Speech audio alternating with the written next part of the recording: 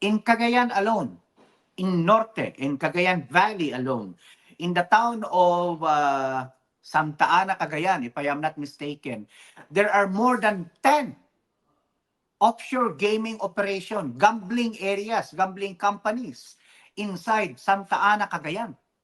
Wow. No, so Gaano kalaki yung Santa Ana to be able to house 10 Pogo hubs? my God, it's a very small municipality. I've been to that place. Maganda kasi yung beach resorts doon, no? Yeah. Facing the West Philippine Sea. Pero napakaliit ng lugar, Christian. Nung bago ako Actually, pumunta, before I went there, when I went there before, Pilipinas pa po yan sa pagkakaalam ko. Parte pa po ng Pilipinas. Pero ngayong nasa PAOK na po ko as of last year, nung pinapadala sa akin yung mga intelligence reports ng mga kung sino-sino, Ultimo Panaderia, ang nagmamayari ng panaderia, ultimo mga club, mga bars, etc. Ang nagmamayari mga Chinese na. So, pero sir, napakaano niya na. I suppose, syempre, kausap niyo rito yung National Security Council, no? And other law enforcement agencies. Kasi hindi lang siya pogo, hindi lang siya sugal, no? Hindi lang siya scam. It's a big security issue given the location of Santa Ana, hindi po ba? yes, ipinagbigay alam na po natin ito. At binabantayan na po ito ng military, ng National Defense at saka ng National Security Council. Bakit po? Inside Santa Ana is the Camilo Osias Naval Base, one of the EDCA sites. Sites, yes. Yes, and it is being surrounded by all of these offshore gaming operations. No? Kasi So definitely that's very pwedeng, dangerous. 'di ba nung sa mga previous na pag-uusap natin diyan, usually binanggit dito ni Senator Gatchalian, yung mga pogo companies na ito, mukha unlimited pala yung mga foreign workers na pwede nila ipasok. So, ang laki ng possibility na magpasok sila ng mga spy or operatives disguised as pogo workers tapos de-deploy diyan. Napaka-strategic, 'di ba? Hindi po ba? That's true, Christian. Kaya nga, hindi lang talaga dapat yung mga PAGCO-regulated or yung mga scam farms outside of the export processing zones ang tutukan. Kaya lang, they have their own mandates, Christian, no? Mm.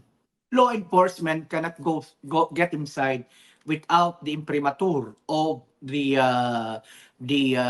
PESA. Kung halimbawa, kung sa Santa Ana, that's Cagayan Export Zone Authority, right? Economic Zone Mm. Authority. Kung dito naman CESA. sa Aurora, that is APECO.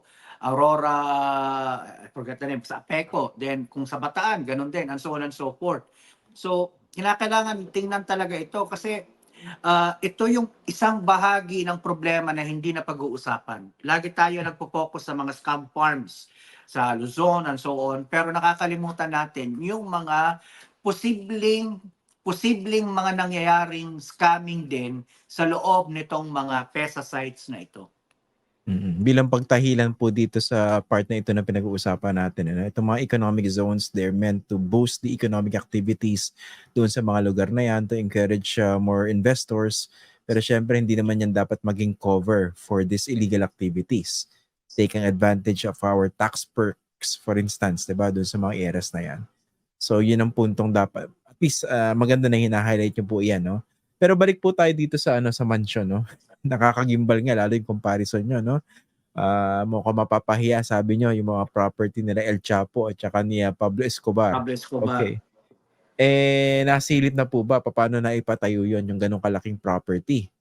Again, tulad nun sa Bamban, ang estimate doon ni Senator Gatchalian, 6.2 billion. Ito, paano naman naipasok yung ganong kalaking salapi at bigla siyang sumulpot na mukhang ngayon lang nalaman ng marami. Whew. Marami Sorry. nagbubulag-bulagan sa gobyerno natin, no, para mangyari yun. Tayo ay nagpapasalamat na yung kasalukuyang administrasyon ay talagang tinututukan po ito na problema ngayon sapagkat nakita nila yung implikasyon ng problema dito sa maraming bagay, no? So pati nga sa usapin ng food security may implikasyon na rin ito sapagkat ektarya, daan-daang ektarya ng lupa ay nabibili ng mga danis ng mga foreign nationals, no? So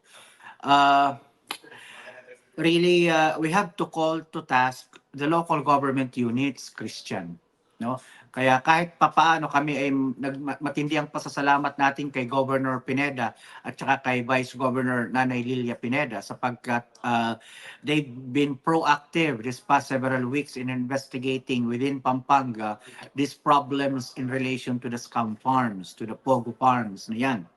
Sapagkat yun nga, paano ba ito naipatayo sa Porac, no? Nang ganon-ganon na lamang. No? So, sana nga pag nabuksan lahat ng mga vaults, sapagkat hindi pa nabubuksan, Christian, yung vaults doon sa Porac. Ang nabuksan pa lang na vaults ay yung sa Puntana. So I have to be transparent about it, no? Na hindi pa nakakapag-release ng motion to break open yung korte para doon sa mga vaults sa Porac, sapagkat pina-recount po kasi namin, no? Kasi we have to be transparent. Sapagkat nung una kong nakita yung return nung PNP-CIDG doon sa number of votes na kanilang in-return doon sa korte, 53 lang ang nailagay nila. Kaya lang, syempre may kasamang mga taga-PAOK doon. So sabi ko, hindi pwedeng 53 lang yon kasi minomonitor ko yon personally during the time na nagbibilang kayo. Sabihin nyo, team 1, found 8 volts and so on and so forth. Kaya nung binilang ko, sabi ko, nagpas yun sa 53. Ang pagkakaalam ko, malapit-lapit sa 80 yung number of volts. Kaya pinapa-amend ko yung return kasi nung binilang ng PAOK ulit yung volts na nandoon, mali yung bilang ng CIDG, hindi 53. 78 yung physical volts na nakita ng PAOK doon. So we have to amend the return of the warrant sapagkat malaki ang discrepancy ng 53 to 78, no? Correct. So, sana pag nabuksan na yung mga vaults na yon, Christian, may makita kami mga dokumento, mga ledgers, para malaman namin once and for all, sino ba talaga yung mga taong pumayag para maitayo itong napakalaking scam farm na ito sa kalagitnaan ng Central Luzon. Because Yung vault sa someone, diba, Go ahead, sir. Christian, someone or some people facilitated the building of these structures. Kasi marami nagbulag-bulagan dyan. Sana ma-identify ng ledgers.